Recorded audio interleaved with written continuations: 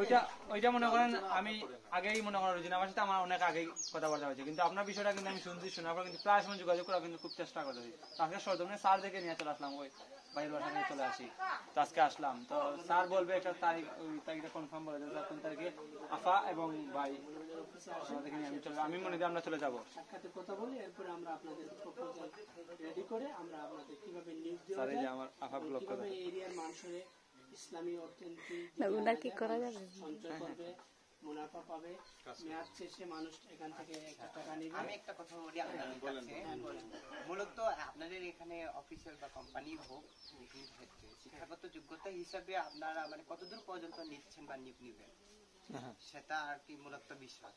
কারণ আমাদের এখানে অ্যাভেলেবেল ইন্টারমিডিয়েট পাস করা ছেলে মেয়ে আছে, ভার্সিটি পড়াশোনা করাও আছে, এরকম বেকার অবস্থায়ও আছে। তো মানে তাদের ক্ষেত্রে যদি নিয়োগটা নেন তাহলে তো ভালো হবে। আর আমিও পাশাপাশি সাহায্য সহযোগিতা করতে পারবো, যেহেতু আমিও একটা স্কুলে এখন বর্তমানে আছি।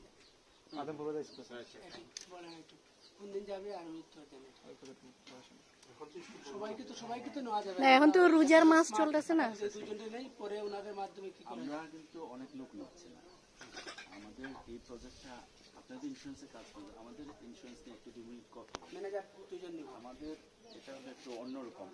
আপনি শুনছেন যে আমেরিকা ইংল্যান্ডে ইন্স্যুরেন্স চিকিৎসা সুবিধা দেয়, বা ফার্স্ট ওয়ার্ল্ডে উন্নত বিশ্বে চিকিৎসা সুবিধা ইন্স্যুরেন্স দেয়। বাংলাদেশ কি দেয়? আমরা দিচ্ছি। একজন গ্রাহক অসুস্থ হয়ে হসপিটালে ভর্তি হলে আমরা 50,000 টাকা হেলথ ইন্স্যুরেন্স কাভার দিই। বিষয়টা দারুণ না? এই চিকিৎসার অভাবে বহু লোক আজকে বাংলাদেশে, যেভাবেই বলি বাংলাদেশের মানুষ কিন্তু অর্থনীতি খুব একটা ভালো অবস্থানে নেই। আপনারা ভালো আছেন এটা ভিন্ন কথা, সংখ্যা কম, কিন্তু সারা বাংলাদেশের মানুষই তো আমরা ভালো আছি, যে অর্থনৈতিক দিকে আমরা খুবই খুব দুর্বল না, অনেক ভালো আছেন, এটা বললেন না, এটা আমি জানি। ব্যক্তিগতভাবে আমার যে স্বপ্নের কথা যদি বলি, সিলেট ডিভিশনের 10,000 লোককে আমি ডেইলি মানে মাসিক 30,000 টাকা থেকে 2.5 লাখ 3 লাখে নিয়ে যেতে চাই, সর্বোচ্চ 3 লাখ ইনকামে নিয়ে যেতে চাই। এবং আমাদের কোম্পানিতে 3 লাখ মাসে ইনকাম করার লোক আছে, বুঝতে পারছেন? তাহলে অর্থনৈতিকভাবে এই নিম্নয়ের লোকেদেরকে আগে নিয়ে যাওয়ার জন্য আমাদের এই প্রয়াসটা। কারণ আমরা এসএসসির নিচে কাউকে নেব না, তাও আবার স্মার্ট হতে হবে, চালাক হতে হবে।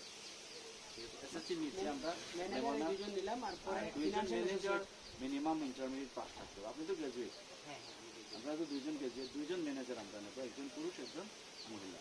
তো এই কারণে 2জন বা 2জনের অধীনে আমরা বেশি লোক আপাতত নেব না, আরো ফিনান্সিয়াল অ্যাসোসিয়েট নেব 10 জন, 5 জন করে। এখানে হইতে পারে আপনার